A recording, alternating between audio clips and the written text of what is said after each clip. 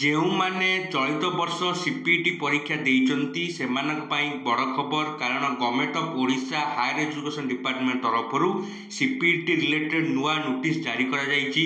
ଯେଉଁ ନୋଟିସ୍ରେ ଉଲ୍ଲେଖ ଅଛି ଆପଣମାନଙ୍କର ସିପିଟି ଏଣ୍ଟ୍ରାନ୍ସ ରେଜଲ୍ଟ କେବେ ପ୍ରକାଶ ପାଇବ। ଚାଲନ୍ତୁ ଆରମ୍ଭ କରିବା ଆଜିର ଗୁରୁତ୍ୱପୂର୍ଣ୍ଣ ଭିଡ଼ିଓ। ଦେଖିପାରୁଥିବେ ଏ ନୋଟିସ୍ଟି ଆସିଛି government of Odisha higher education department ତରଫରୁ। ନୋଟିସ୍ ନମ୍ବର ମଧ୍ୟ ଉଲ୍ଲେଖ ଅଛି, ତା ସହିତ ଆପଣମାନଙ୍କ ନୋଟିସ୍ ଡେଟ୍ ମଧ୍ୟ ଉଲ୍ଲେଖ ଅଛି। ନୋଟିସ୍ର ସବଜେକ୍ଟ ରହିଛି, ଯେଉଁ ନୋଟିସ୍ଟି ଆସିଛି ସେ ନୋଟିସ୍ ଆପଣମାନଙ୍କ ପାଇଁ ସବଜେକ୍ଟ ରହିଛି guidelines and remaining time line for admission into phase 1 PG courses under SAMS. ଦେଖନ୍ତୁ ଆପଣମାନଙ୍କର ଗାଇଡଲାଇନ୍ ସହିତ ଆଡମିସନ୍ ଗାଇଡଲାଇନ୍ ସହିତ ନୂଆ ଟାଇମ୍ ଲାଇନ୍ ମଧ୍ୟ ପ୍ରକାଶ ପାଇଛି। ପିଜି ସମ୍ପର୍କିତ ଯାହା ବି ଆପଣମାନଙ୍କର ଗାଇଡଲାଇନ୍ସ ଆସିଛି ମୁଁ ତାହାର ଡିଫରେଣ୍ଟ ଭିଡ଼ିଓ କରି ଆପଣମାନଙ୍କୁ ସବୁ ବୁଝେଇ ଦେବି। ତା ସହିତ ମୁଁ ଏ ଭିଡ଼ିଓରେ ଆପଣମାନଙ୍କୁ ଜଣାଇବି ଯେ ସିପିଟି ପିଜିର ଯେଉଁ ନୂଆ ଟାଇମ୍ ଲାଇନ୍ ଆସିଛି ସେ ଟାଇମ୍ ଲାଇନ୍ ଅନୁସାରେ ଆପଣମାନଙ୍କର ପରୀକ୍ଷା ଫଳ କେବେ ପ୍ରକାଶିତ ହେବ। ଦେଖିପାରୁଥିବେ ଏ ନୋଟିସ୍ରେ ଆସିଛି remaining time line for e admission into PG courses under SAMS in the state public university and colleges. ଦେଖନ୍ତୁ ମୁଁ କ୍ଲିୟରଲି ଆପଣମାନଙ୍କୁ ଦେଖାଇ ଦେଉଛି।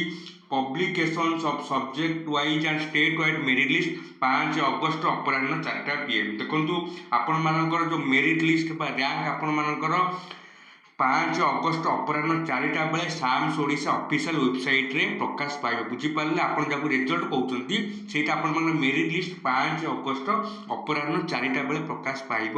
ଏବଂ ତା ସହିତ ଆପଣମାନଙ୍କର ରେଜଲ୍ଟ ପ୍ରକାଶ ପାଇସାରିଲା ପରେ ଆପଣମାନଙ୍କ ଚଏସ୍ ଫିଲିଂ ପାଇଁ ସମୟ ରହିବ ଆପଣମାନଙ୍କୁ 6 ଅଗଷ୍ଟରୁ 12 ଅଗଷ୍ଟ। ମନେ ରଖିଲେ, ଆପଣମାନଙ୍କ ଫଳ ପ୍ରକାଶ ପାଇବ 5 ଅଗଷ୍ଟ ଏବଂ ଆପଣମାନଙ୍କ ଚଏସ୍ ଫିଲିଂ ପାଇଁ ସମୟ ରହିବ ବା ଆପଣ କଲେଜ ସିଲେକ୍ସନ୍ ଦେବେ 6 ଅଗଷ୍ଟରୁ 12 ଅଗଷ୍ଟ। ଏବଂ ଆପଣମାନଙ୍କ ସିଲେକ୍ସନ୍ ପରେ ଆପଣମାନଙ୍କ ଫାର୍ଷ୍ଟ ସିଲେକ୍ସନ୍ ପ୍ରକାଶ ପାଇବ 20 ଅଗଷ୍ଟ ଅପରାହ୍ନ 4ଟା ବେଳେ ବା ପିଜି ଫାର୍ଷ୍ଟ ରାଉଣ୍ଡ ସିଲେକ୍ସନ୍ ଆପଣମାନଙ୍କର 20 ଅଗଷ୍ଟ ଅପରାହ୍ନ 4ଟା ବେଳେ ପ୍ରକାଶ ପାଇବ।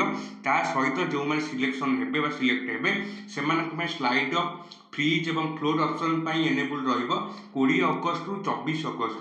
ଏବଂ ଯେଉଁମାନେ ଫ୍ରିଜ୍ କରିକି ସିପିଟି ମାଧ୍ୟମରେ ପିଜି ଆଡ଼ମିସନ୍ କରିବେ ସେମାନେ 21 ଅଗଷ୍ଟରୁ 24 ଅଗଷ୍ଟ ଭିତରେ ଆଡ଼ମିସନ୍ କରିପାରିବେ।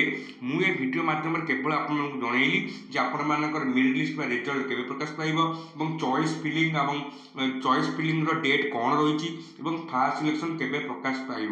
ମୁଁ ନେକ୍ସଟ ଭିଡ଼ିଓରେ ଆପଣମାନଙ୍କୁ ଜଣାଇବି ଯେଉଁ ସିପିଟିର ଯେଉଁ ଗାଇଡଲାଇନ୍ସ ଆପଣମାନେ ଦେଖିପାରୁଥିବେ, ଯେଉଁ ଗାଇଡଲାଇନ୍ସଟି ଆସିଛି ସେ ଗାଇଡଲାଇନ୍ସର ପୁରା ଟିକି ନିକି ସୂଚନା ଆପଣମାନଙ୍କୁ ପ୍ରଦାନ କରିବି। ଧନ୍ୟବାଦ।